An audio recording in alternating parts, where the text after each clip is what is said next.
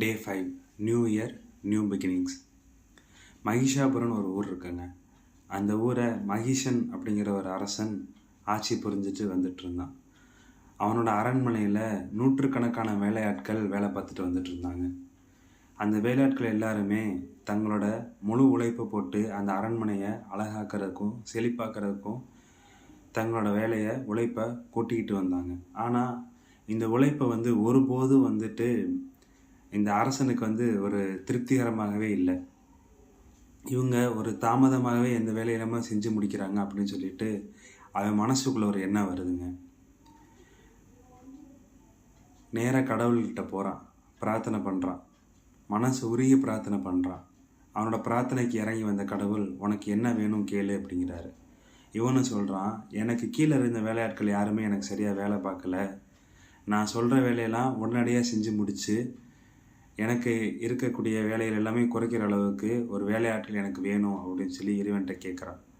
இறைவனும் அப்படியே ஆகட்டும் அப்படின்னு சொல்லிட்டு சரி போயிடுறாருங்க. கொஞ்ச நேரத்தில் ஒரு பூதம் ஒன்று வெளியே வருது. வெளியே வந்த அந்த பூதம் அரசனை பார்த்து சொல்லுது, அரசே, நான் உங்கள் அடிமை. நீங்கள் என்ன வேலை கொடுத்தாலும் அதை செய்வதற்காகவே இறைவன் என்னை இங்கே அனுப்பியிருக்கிறார். நான் செய்கின்ற வேலைக்கு நீங்கள் கூலி எதுவும் தர தேவையில்லை. நீங்கள் எனக்கு உணவு கூட பரிமாற வேண்டாம் அப்படின்னு. இதை கேட்டோடனே அந்த அரசனுக்கு ரொம்ப சந்தோஷமாகி போச்சு. என்னடா இது, இந்த உலகத்தில் இப்படியா?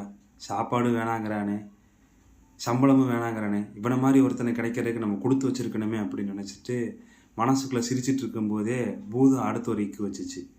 என்னென்னா, நீங்கள் எனக்கு தொடர்ச்சியாக, அதுக்கு பதிலாக நீங்கள் ஒன்று செய்யணும். எனக்கு நீங்கள் தொடர்ச்சியாக வேலை கொடுத்துக்கிட்டே இருக்கணும். ஒருவேளை நீங்கள் வேலை கொடுக்கல அப்படின்னா நான் உங்களை சாப்பிட ஆரம்பிச்சிடுவேன் அப்படின்ச்சு.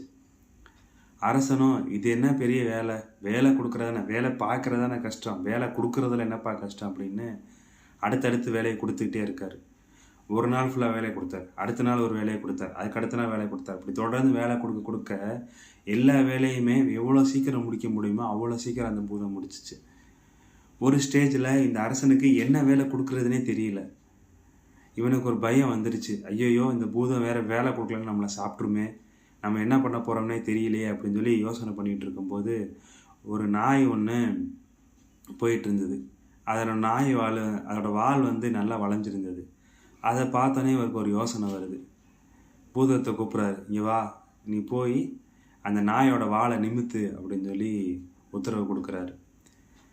பூதமும் எஜமான் கொடுத்த உத்தரவை ஏற்றுக்கிட்டு நேராக போய் அந்த நாயோட வாழை நிமித்தி பார்க்குது. முதலோட நிமித்துது, விடுது, மறுபடியும் சுருடுக்குது, மறுபடியும் நிமித்துது, விடுது, சுருடுக்கிறது. இப்படியே மாறி மாறி நிமித்த சுருளை இருந்துட்டு ஒரு ஸ்டேஜில் அந்த பூதம் டயர்டாகி தன்னோட தோல்வியை ஒத்துக்கிட்டு, எஜமானே, என்னை மன்னிச்சிருங்க, உங்களோட வேலையை என்னால் செஞ்சு முடிக்க முடியல, என்னை விட்டுருங்க அப்படின்னு சொல்லி பூதம் தப்பிச்சு ஓடி போயிடுச்சு. இவருக்கும் தன்னோட உயிரை காப்பாற்றின சந்தோஷத்தில் தன்னோட வேலைக்காரங்கிட்ட அவங்க செஞ்ச வேலையை வச்சே இவரும் திருப்திப்பட ஆரம்பிச்சிட்டாரு. நம்மளும் இதே மாதிரி தான். நம்மளுக்கு கூட வேலை பார்க்குறவங்களா இருந்தாலும் சரி, நமக்கு கீழே வேலை பார்க்குறவங்களா இருந்தாலும் சரி, அவங்க எவ்வளோ வேலை பார்த்தாலுமே ஒரு திருப்தி இல்லாமல் இருக்கும். அப்படி நம்ம மனசில் இருக்கும், நினச்சிட்டு இருப்போம். ஆனால் அது அப்படி கிடையாது.